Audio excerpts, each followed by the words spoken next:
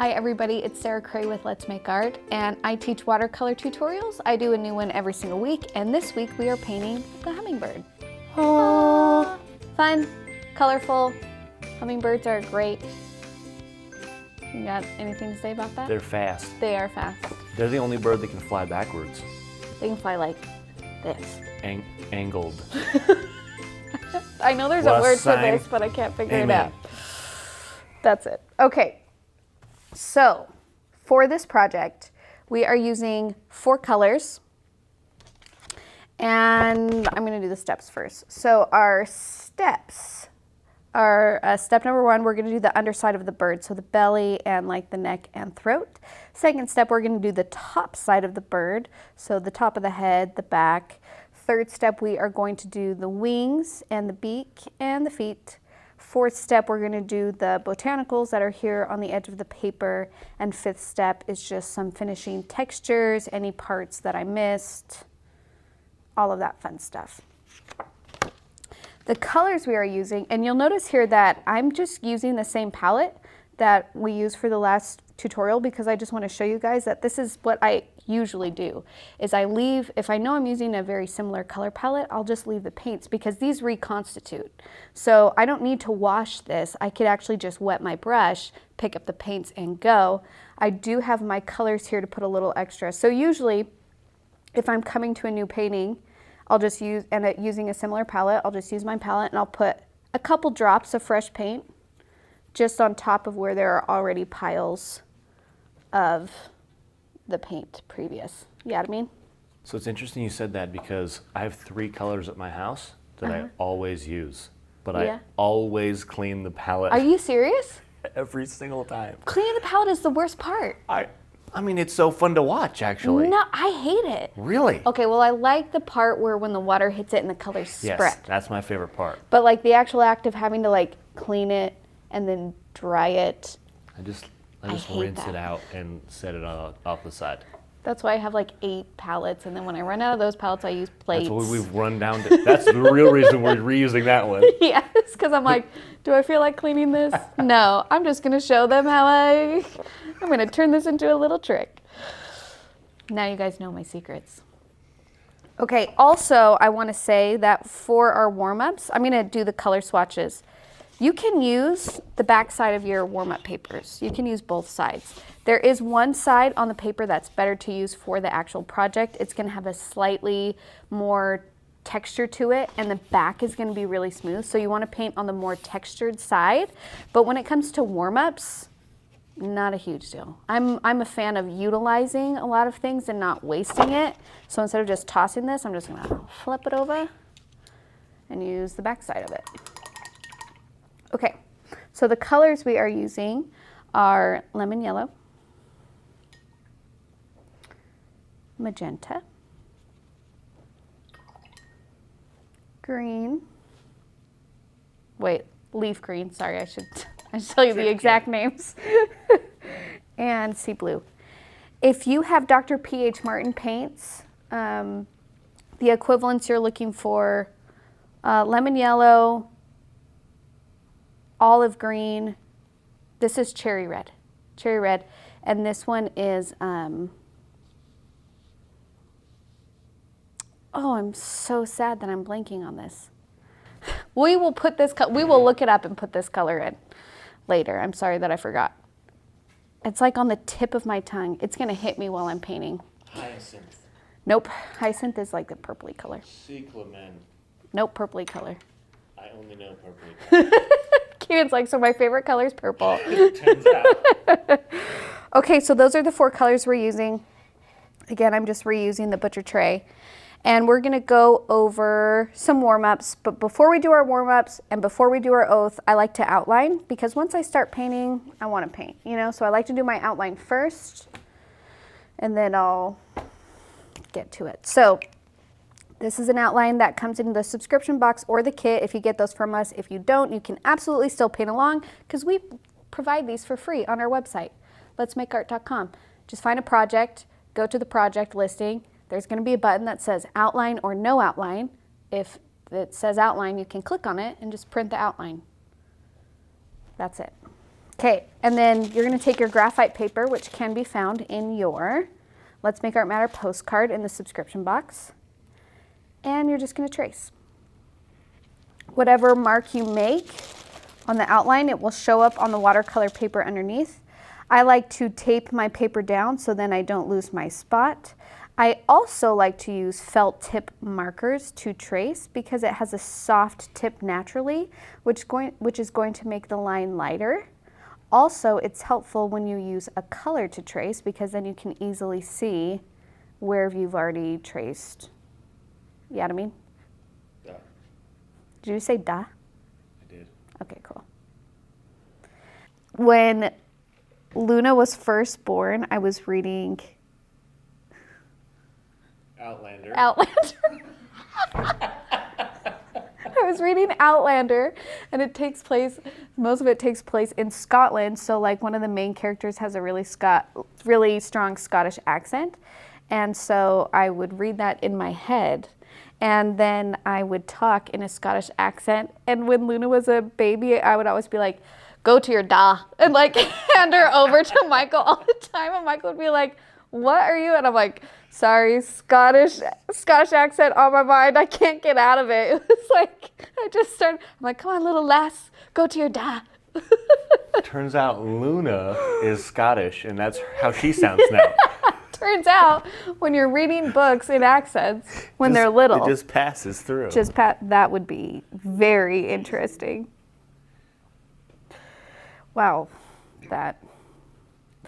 Was that related to hummingbirds? I have no idea where that came from. That was a great thought and story. It was a jump. I just went with it. Apparently, I thought it was worth mentioning. Can't even remember why. So if you remember our lemon tutorial, yeah, someone suggested some facts about lemons, and I didn't see it beforehand, so I thought I'd search through our communications and find some hummingbird facts, see if someone had shared them. Yeah. The only thing I found was, hello, I have 2 questions. 1, does Keenan actually not get paid? We're never going to tell you that. 2, any chance there's a hummingbird painting planned? So I don't have any facts yet, but I also thought that was funny. That is funny. Okay. All right, I think that's everything. Now, again, so once you untape your thing and take it off, it's really hard to like tape it back on and line it up. So if there was a part you happen to miss, just eyeball it because trying to line this up again would be very difficult. So don't stress about it. Okay, so now we're gonna do our oath. So if you can raise your right hand and repeat after me. I promise to be kind to myself. I promise to be kind to myself. I promise not to compare my work. I promise not to compare my work. And I promise to have fun. And I promise to have fun. No, it doesn't. There we go. Thanks, Desiree, for tuning in on that. Desiree's here working in the back. She's really great. And sometimes I make people do the oath with me if they're back here. Okay. For our warm-ups, we're going to go through 3 different techniques. Again, you guys are more than welcome to fast forward through any of these if you need to. So we're going to go over values. I go over this every single time because it's very important. Values are all about the lightness and darkness of a color. To add form on anything, you need to have value. That is the difference between a circle and a sphere. They're the same shape, but a circle is 2-dimensional because there's no value on it. A sphere is 3-dimensional because it has that value which gives it its form. Okay? So to get a darker value in watercolor, you just want to make sure that you have a lot of paint. And there's a darker value. If you want to get a lighter value, you just add a little bit of water. So I just put my brush in the cup a couple of times, hit my actual bristles off the side of my cup, and there is a lighter value. Rinse again, hit it the side of the cup, paint, lighter value. Okay? So here's how you can achieve different values in watercolor. In like acrylic painting or oil painting, you usually add like white instead of water. The next thing that we are going to go over is how to blend from a dark value to a light value in one stroke. So I'm going to pick up a lot of paint. And I'm going to put my dark value down, and then immediately I'm going to grab more water, hit it off the side of my cup, and just right where I left off, I'm going to keep painting to my right. If you're left-handed, you can do it the other way. So you just make it continuous. Now, if you let a lot of time dry in between when you're adding on, you're going to get blooms and you're probably going to get harder lines. So you want to do this fairly quickly. Also, if you mess with an area a lot, like let's say you do this and then you decide to go back and forth a lot on it, because you're like, it's got to be smooth, it's going to even out. So this value almost essentially evened out over here because I was just working it back and forth. So if you want your values to stay the values that they are, don't mess with it a lot. Okay, the last thing that we are going to do is just go over texture lines. So you can see on my hummingbird here, I have some just kind of feather layers, some little lines to show kind of on the head, on the belly, on the back, that there are layers of feathers. So what I do to achieve that is I use my round 2 and I pick up some paint and I just practice thin brush strokes that are in clumps together. And usually I'll just do like 1, 2, 3, 1, 2, 3. But I just want you guys to notice that when I do these like little textured areas, they're not all the same length. You can see they're varying lengths here. Sometimes I do 2 brush strokes, sometimes I do 3, sometimes I do 4. I try and switch it up. And these ones are going to be pretty small and thin. So see how tiny you can make these. Because this hummingbird's pretty small. If I try to do some texture brush strokes that were like this, that is going to overpower my hummingbird. That's very strong brush strokes, and they have finer feathers that are smaller. So you want to make sure that your texture lines kind of support the size. And then depending on which way you want them to go, so this is straight up and down. But usually when you do texture strokes, you follow the shape of the body. So on the belly, since the belly is going this way, my texture strokes are going to follow that shape. I'm not going to do, very rarely, if that's the belly, would I do texture strokes this way. Unless, of course, that's how like the fur or feathers grow on the animal. But most of the time, they form to the form. They form to the form? That is accurate. Okay, great. Let's get started. Okay, so we're going to start with our first step, which is doing the underbelly and the throat. So let's actually start with the belly. Now, the belly of this bird is white, but even things that are white that have form on them still have value on them. That's how we can show what the form is. And most of the time when things are white, they're not actually white. It's the same as when you think your teeth are white and then you hold up a piece of white paper and then you're like, Don't do that. That's not white. Don't do that. I don't want to see that. Don't want to see that. Or when you think like your shirt is white and then you stand next to something that's actually white and you're like, this shirt is gray. Fun fact, Yeah. if you wash, if your white shirt is a little tan now, Yeah. for whatever reason, wash it with like a blue towel, white. Really? Yes. Have you actually tried that? I have, because I had one shirt for a while. I was deployed and my clothes were stolen, so I had one good shirt and it happened to be white and it got sweaty because it was hot. Yeah. And I bought a blue towel and I was like, I've heard this, let's see if it works. It was beautiful. That's amazing. It was shocking. Do you know those are complementary colors working together? No, I did not know that. Now Because I do. the cool of the towel is canceling out the warmth of the shirt. Interesting. It's neutralizing it. It's that same thing. Color theory, man, it's wild. Works in laundry. That works with laundry. Okay, that's a great tip. Wow. All right, so we got to put a little bit of a shadow on this belly. So I'm going to grab a little bit of the blue. And I kind of want this to be like a bluish gray color. So I need to tone down my blue. So the opposite of blue is orange. So whenever you need to tone down a color, you use its complement to tone it down. If you don't know what the complements are, quick Google search. Or you can get a color wheel, or I think I've gone over how to do a color wheels in the beginner series and in multiple tutorials. So that's really easy information to find.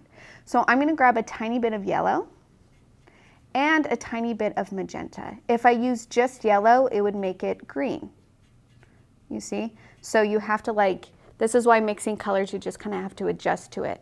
So again, I'm going to start with blue, add yellow, which makes green, and then put in magenta, which is going to give me a gray blue color. Now, if I don't like how purpley this is, I can put in more yellow. Like, you can make adjustments from here, but I'm pretty happy with this mixture. I'm going to add some water to it to make it really light, because this is going to be a light value. And then starting on the bottom of the belly, I'm going to put this in, and then I'm going to rinse my brush and use just water to spread it. So I want the darkest part of the value to be on the bottom of the belly, and then it gradually gets lighter as it goes up. And that's because the body is turning away from the light. If our light source is facing the bird, his belly and body are turning away from it. That's why that light loses itself as it turns, because it's going away from our source. Okay, all right, that's it for the belly. Now we're going to do the throat. And we're going to do that same technique we did in our warm-up from doing a value change from dark to light. So I'm going to grab my magenta. And to give it a little extra darkness, I'm going to grab a tiny bit of the blue. Not a lot, because that's going to turn it to a very strong purple color. I just want a little hint of the purple. What? Nothing. Okay. Sorry.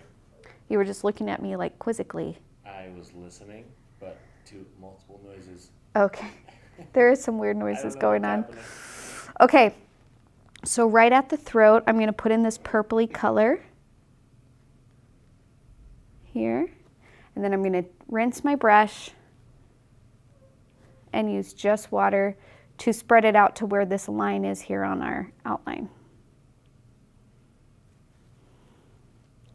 Now, to give it a little extra pop, I use just water, but if I want really bright, I'm going to drop in some pure magenta in there too.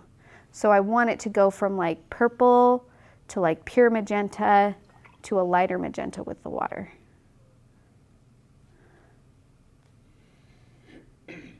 And then how it ends on the bottom where it meets the belly, it doesn't need to be a perfect line. These represent actual colored feathers, and they have an uneven edge. So it doesn't need to be straight across. It can be a little bit more loose. Okay? And you can always put your dark value back in if you lost it, blending it out. That sometimes happens. Not a big deal, just put it back in. Okay, that's it for step one. Now we're going to do step two. We're going to do the back of the bird. And you can do this a couple of ways. I've been laying the paint down simultaneously with the water. You can use one of our favorite, me and Keenan's favorite techniques, which is wet on wet, if you want to put water down first and then drop in color. That's really fun. There's no wrong way. So the back of the hummingbird is greens and yellows and blues. So that's what I'm going to use. I don't have a rhyme or reason of like, make sure this area is yellow, make sure this area is green, make sure this area is blue. I kind of just played with it. So I'm going to grab a little bit of green. And for the tail, I'm going to put down a wash first, like so, just kind of like a light green. Then I'm going to grab my leaf green and drop that in. I'm going to grab a little bit of my sea blue and kind of start dropping that in. And I'm going to start grabbing yellow and dropping that in. But basically, I want there to be different colors and different shades of green and blue and yellow going on here. I don't want this to blend out to one even color. So sometimes you're just going to drop in color and let it be. Because if you work it back and forth, it's going to all mix together. I have an adorable hummingbird fact. Okay, love it. A baby hummingbird is roughly the size of a penny and is unable to fly. Oh, that's so cute. Oh my gosh. Penny. I want to hold one so bad. I wonder if you would break it, because it's got to be so fragile. It's got to be. Okay, so there's my color. I'm feeling pretty good about that. Another thing that you can do, like let's say that you dropped in colors, but the yellow isn't really popping out because it mixed too much with the green. If that's happening, then what I would suggest is do your first wash yellow. So I'm going to drop in my yellow first. Here, now I'm going to the back of the head, okay? So I'm going to do yellow first, and we can connect it to the body. And then I'm going to drop in my colors here and there. Here's some blue, a little bit of green. But that way the yellow shows through a little bit more since that is our underpainting color.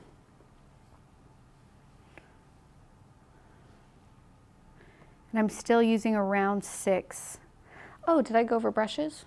We're using a round 6 and a round 2. Same 2 brushes we use all the time. You mentioned that you use your round 2 in warm-ups. Okay. Sorry, I didn't say that more in the beginning. And then kind of where the color meets the white part of the body, I'm going to put more yellow. I like it when things kind of transition from one area to another. And I like to use strong color to drop in. Yeah, doesn't that look nice? And I'm avoiding the eyeball.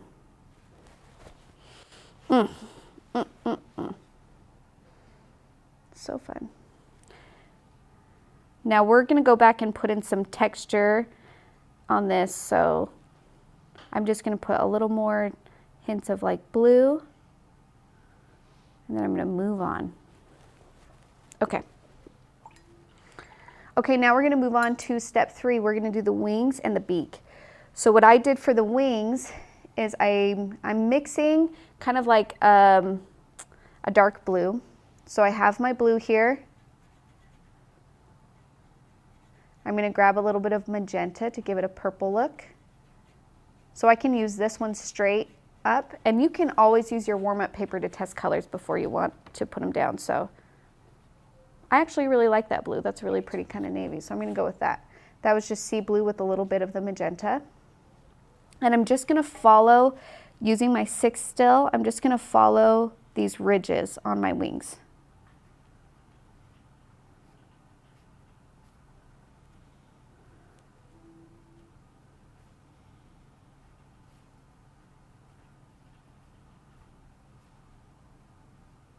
Okay, I'm going to let that dry for a second.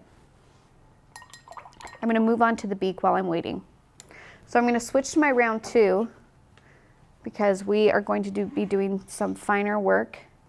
And using this same blue, I can do the beak. But if you want to neutralize it a little bit more so it doesn't seem like such a blue beak, the opposite of blue is orange. So I'm going to grab some yellow and throw that in there.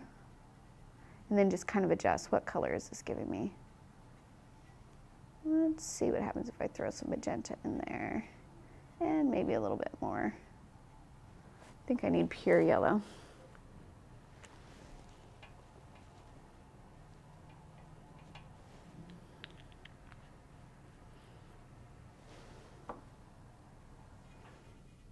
Also with these paints, I just want to show you that this is my 2nd time painting all of these projects. I've been using the same bottle of paints, and I'm only halfway through my yellow.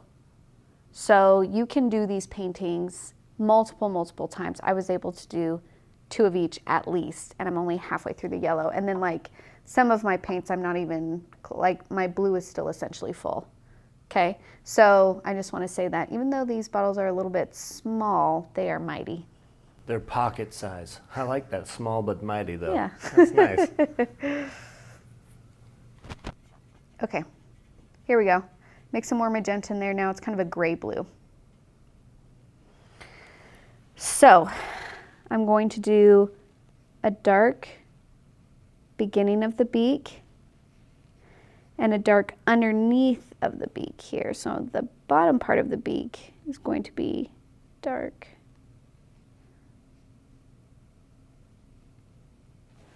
Okay, and I'm going to give that a second to dry. While that dries, I'm going to go back to my wings. Using just water, I'm going to blend out the blue that I already put down for my wings. So I'm really just taking water and blending. If you go a little bit outside your lines, that's not a huge deal. If your wings are reading too blue, so I'm painting this and I'm blending it out, and I'm like, man, this is just a bit more bluer than my reference photo, then I can grab a little bit, I can mix a little bit of orange and just paint that right on top and see if that tones down that blue. Now that kind of gave it a green color, which is fine, because then I can just put a little magenta right on top. See what that does. Now that neutralizes the green, you see? So it's like you can layer colors on top of each other too if you're not getting the colors that you want. That is also satisfying to watch a color change just like that. Yeah. Isn't it funny how it's just like, okay, I'll just do another wash of one right on top. So these wings are in motion, that's why they're kind of like fuzzy. You will lose your dark lines by doing this, so we'll go back in and we'll redefine those edges a little bit more. I also had to extend past my outline because I got a little bit crazy and I was like loosey-goosey and just going. So, and that's fine. Just make the wings a little bit longer if you go outside of the outline. Not a big deal. Hummingbirds vary in size anyway, so Yeah. it's fine. Also, hummingbirds have a great memory. Do they? Yeah. I don't know how they gauge this or how they figured it out, but they remember every flower and feeder they've been to and how long it will take a flower to refill. Really? So my in-laws live in Placerville, and they have a hummingbird feeder, and they have hummingbirds everywhere. Like their hummingbirds, she has to feed her hummingbirds every day. That's how many hummingbirds come and eat out of her feeder. Holy cow. Yeah, it's like a thing. Like when she goes on vacation, she's like, you have to come to my house and fill the hummingbird feeder because our hummingbirds rely on. Those Also, are some another lucky hint, hummingbirds. don't put red dye in the hummingbird drink. Okay. They don't need it. They just need sugar water.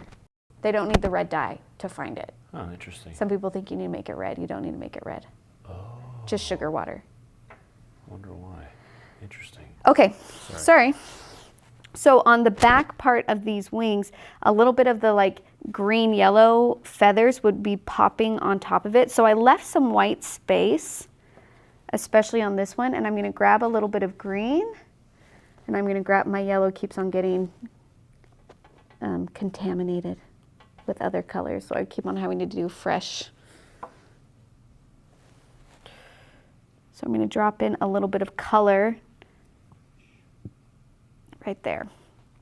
Also, I'm gonna drop in some blue right where it's coming out of the head, the wing is, because it's coming out from behind the body. We wanna show that it's layered, and how we give depths is by switching up values. So usually things that are coming out from behind something, there's a shadow there. Like the head and the body itself is casting a shadow on this wing. So we're kind of showing like, no, this wing is behind the body. It's not coming out of the head. So you got to make sure those values are different. Okay.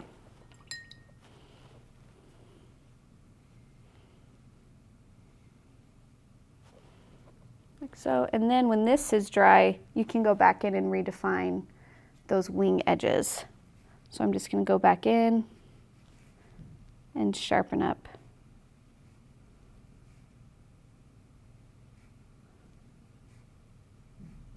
Like so. This one I didn't have to do it as much. This one stayed pretty dark.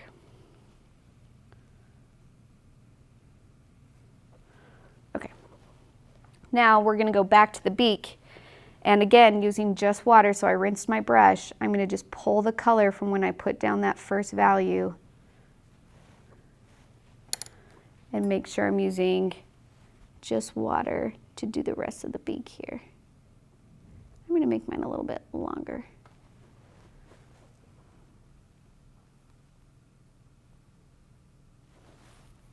Maybe that was too long. Maybe I should have stuck with my outline. That's okay. I'll go back in and redarken that once that dries. Okay, we're gonna leave that alone for now, and we're gonna move on to the botanicals. Now, I didn't spend a lot of time on these. I kept these really loose. So with the leaves, I'm gonna do the wet on wet where I'm just gonna fill it with water. Probably should have did this in the warm-up technique, but it's fine. It's fine. So using just water, and then I'm gonna grab green. Drop that in there.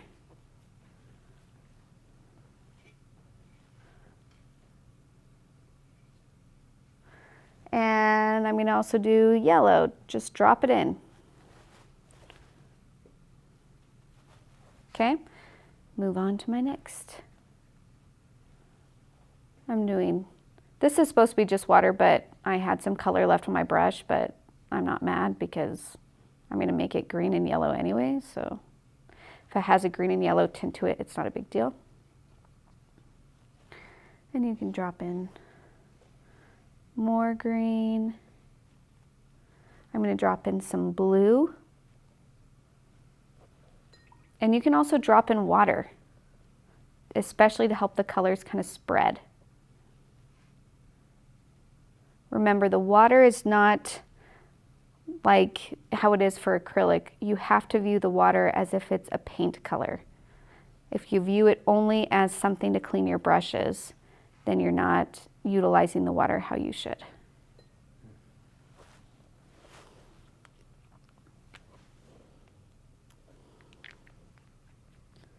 A hummingbird's bill, aka beak, is longer in proportion to its body as compared to other birds. So it's okay that mine's long? It's fine that yours is a little long.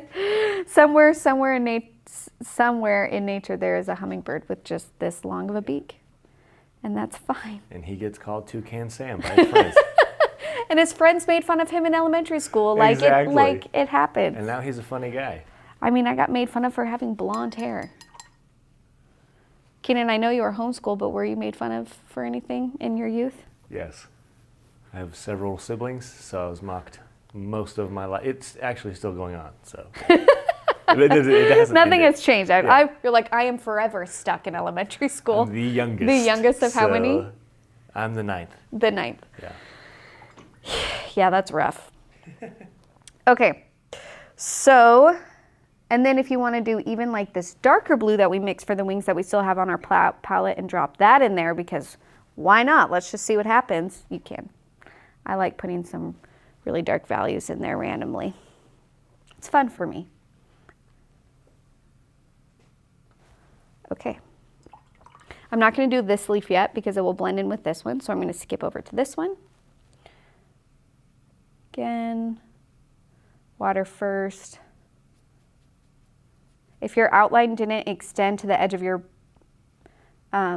paper when you were tracing, you can just extend the line yourself.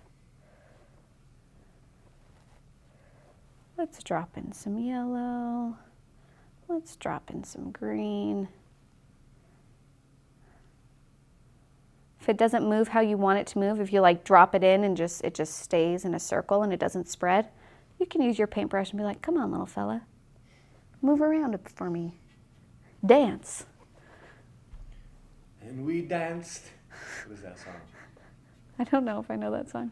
I think it might be a Macklemore song, but I don't know the name of the song. I thought you were trying to sing Enrique Iglesias, where he's just like, would you dance if I asked you to dance? Oh my gosh. Is that what you were thinking of? Now, no, it's not. But now I am. Holy, that's a throwback. Yeah, it is. Would you cry if you saw me crying? Okay, great. focus on painting. Okay, now we're gonna do the flowers, and I'm gonna use that same magenta and also mix a little blue in there for the purpley colors. I still have some on my palette. If you don't, you can always mix more because we give you a lot of paint, so you should be good on that front. We also have, if you have the subscription box, we also have violet in there, so if you wanna use just violet, you can, absolutely. And I'm just gonna start kind of like outlining it, but I'm gonna work quickly using just water. I'm gonna spread that color like that. And you can kind of switch up between the different hues or different shades of pink and purple that you have going on. I like it when there's color variation.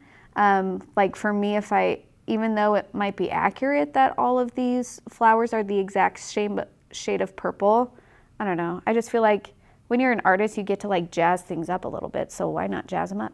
Yeah. So I like to like put in different, slightly different. I'm not gonna go crazy. I'm not gonna do rainbow flowers. You can. You're the artist. If you wanna do rainbow flowers, you can. This is your painting, it's your life. But I just kind of slightly vary it. Would you also suggest maybe using the round 2 for these flowers? They seem a little more detailed.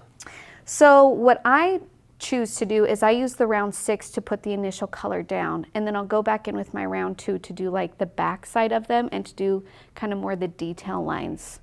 But I feel comfortable using my round 6. If you feel like you can't control your round 6 very well and you feel better with your round 2, there is nothing wrong with switching. So for me, I'm just able to fill the space quicker. So I don't mind, that's why I'm using my round 6.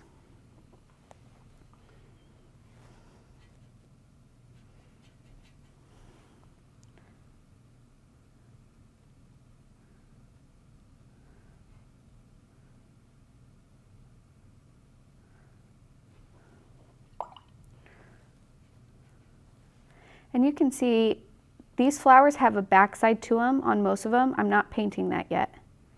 I'll go back in a little bit later and paint that.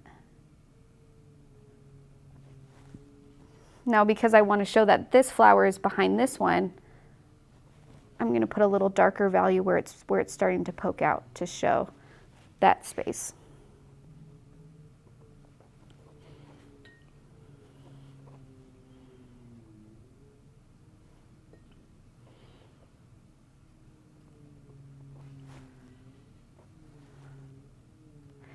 I'm also dropping in a little extra magenta in here for some color, for some vibrancy.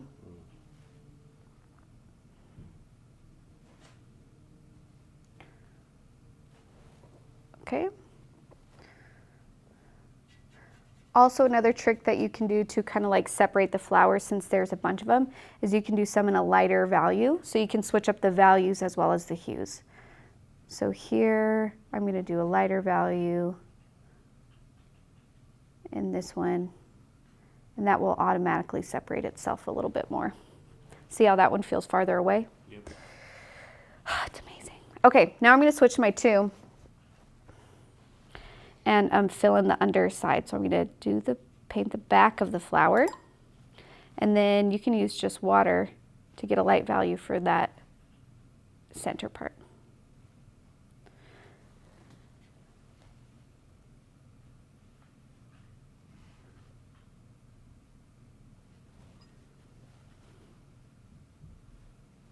Again, you don't want to mess with it too much, because if you blend and mess with it too much, then your opening will not be clear what is going on. I'm going to let that dry for a second, and then I'll go back in and do the detail lines. I'm going to finish off the leaf while I'm waiting for that. So this one, I did a little bit of veining on it.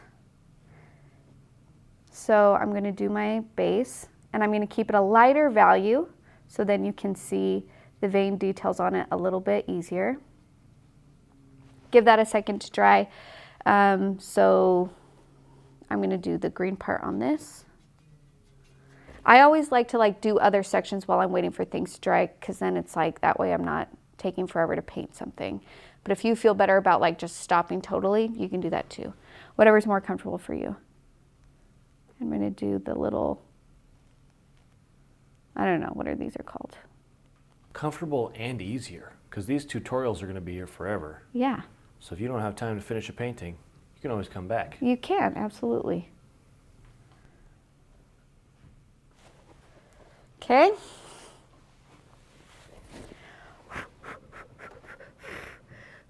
Okay. It's dry. It's dry. It's dry enough. You have to have a technique, man. I'm going to put my veins in. I'm going to grab a little bit of the blue and a little bit of that darker blue that I already have mixed. And I'm just going to paint, like, I'm going to pretend that you, like, imagine you see the veins on a leaf, and you're basically painting the sections in between.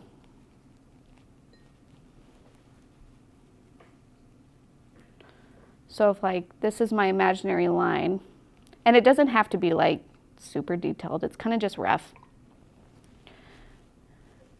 We're just giving a hint of this shape. This value was too dark on this leaf. You see how much that stands out? It's too, those values are super different from each other that they're distracting. You can always lighten it. So I would just get it wet and lift. There we go. And now it's not like, what the heck is that, you know? What the heck? What the heck is that? What's going on? Okay. You can do that on all the leaves if you want. I just wanted to show you how to do it on one. I'm switching back to my round 2. I'm going to do my little flower lines here. So a little bit of following the shape of the petals, because they kind of have that like long like bell shape. And so I'm just kind of accentuating that. If your outline that has this shape kind of got a little bit lost, you can just eyeball it.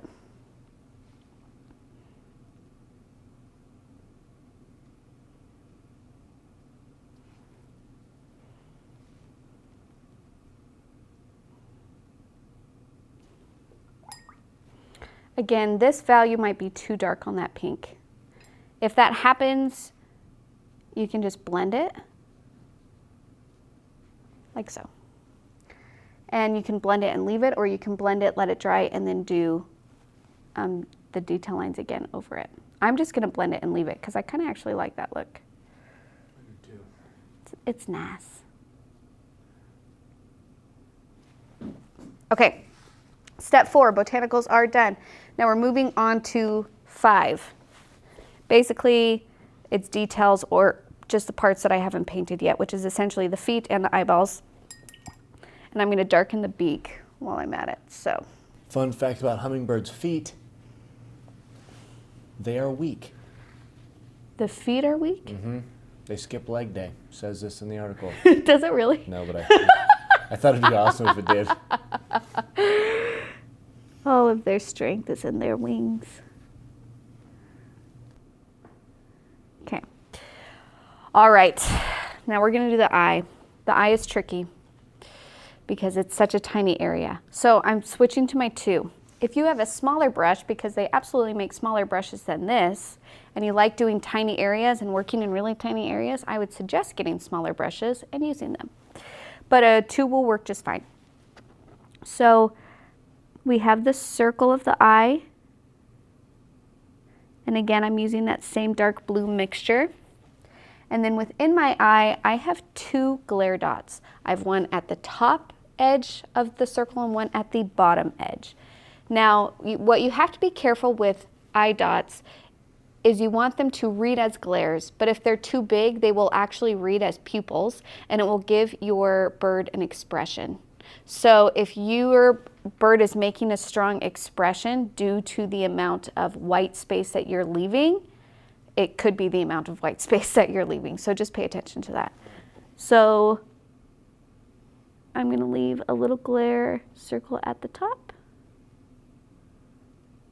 and a tiny one at the bottom.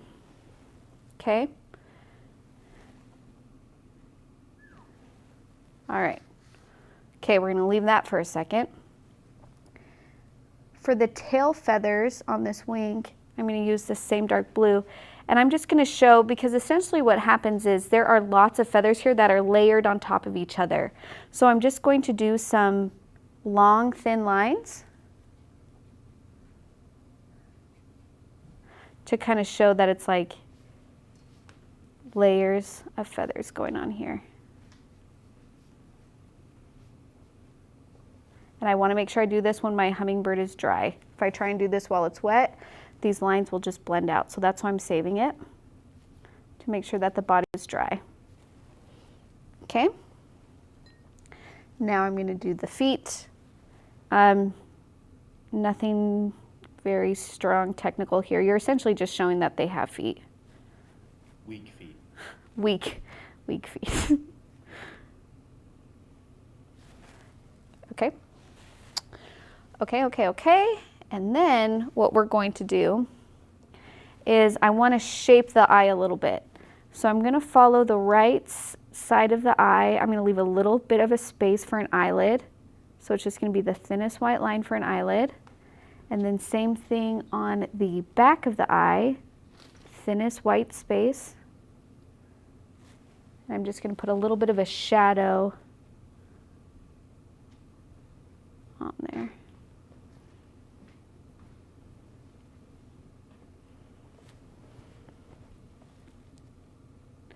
Okay, you can see here that my top dot didn't stay very white.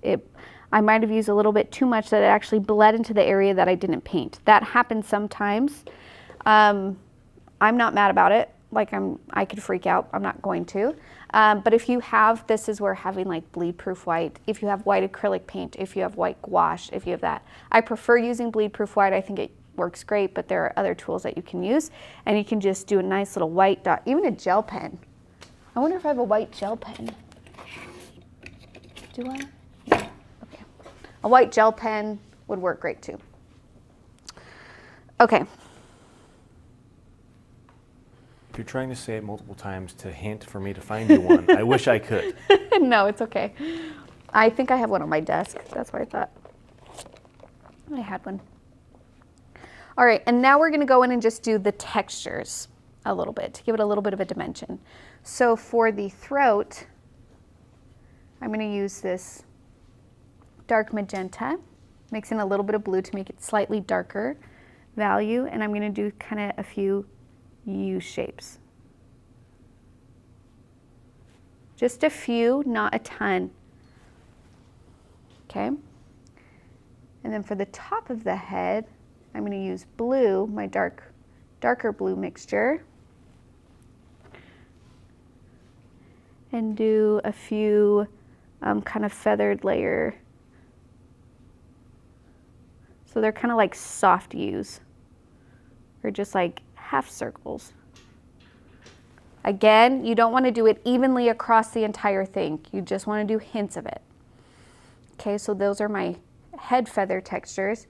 And then for my belly textures, I have some outlines there. Make sure you add water to this, because this is a very light value compared to the top of our head. So we got to make sure our shadows match. So I'm going to do a few little do's. If it's helpful for you to say do, you can do that. I do that sometimes. And I like to blend a couple of them out too. Okay. And then my tail ones. These ones are going to be a little bit longer. Do's. Do. And the reasons why you want to make sure that you pay attention to the shape and the length, that will just inform our viewer like the general shape of what these feathers are. So the tail ones are long and thin and skinny because that's what these tail feathers are. These are layers of short, tiny little feathers. So that's why they're kind of more curved, kind of like a scale, as opposed to what's going on in the tail. And then I'm just going to define my wings just a little bit more. Not much, because they are in motion, so it's okay that they're fuzzy, but they kind of bled into each other, so I'm just going to separate them. My edges got a little fuzzy from the amount of paint that I was using, so I'm just going to sharpen them up just a bit.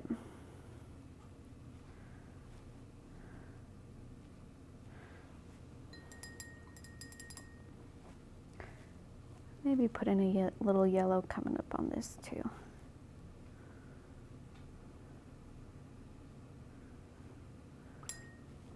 And then there's a big white space right underneath my eye. Do you see that? Yes. See that chunk? It's bothering me. So when that happens, and you're like, man, there's this white space, but I don't know what to do. What I do is I just take a damp brush, and I'm gonna blend around it. Then it's gone. It's not bothering me anymore. Not a problem.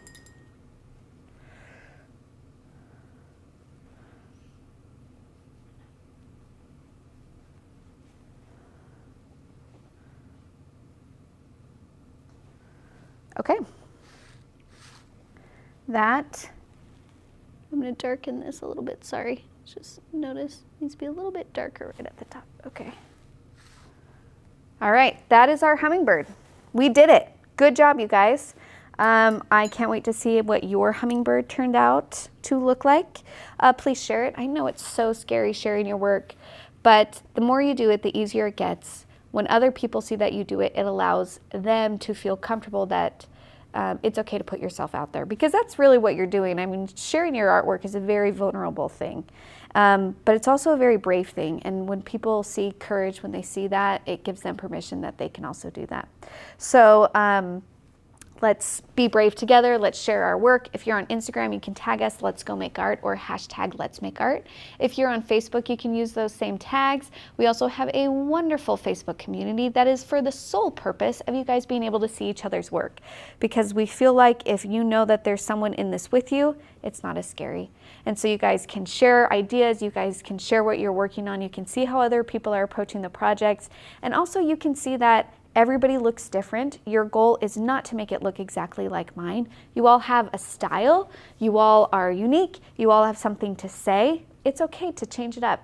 And it's good for you guys to see that and to kind of collaborate on those kinds of things. So that is called Let's Make Art Watercolor. You do have to request to join, but we pretty much accept everybody. And then you can start sharing your work. If you need any of these supplies, paints, paper, brushes, palettes, this is your paint water cup, all of that good stuff is at letsmakeart.com. And I'll see you guys next week. Bye.